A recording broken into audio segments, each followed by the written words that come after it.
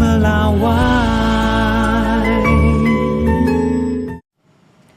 Presiden Prabowo Subianto menyalurkan bantuan sebesar 72 miliar rupiah untuk pembelian sapi ke daerah terdampak bencana Sumatera di Aceh, Saudara.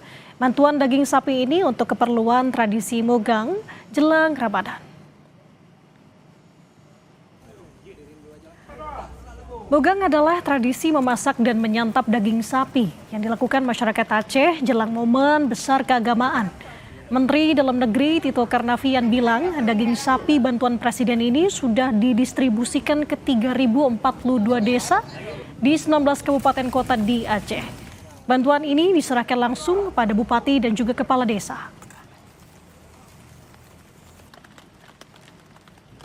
Kemudian kami melaporkan juga bahwa Bapak Presiden memberikan bantuan sebanyak 72 miliar 750 juta untuk pembelian sapi, pembagian daging di 19 kabupaten kota di Aceh dalam rangka tradisi Megang, pembagian daging untuk daerah khusus daerah terdampak lebih kurang 3.042 desa di Aceh.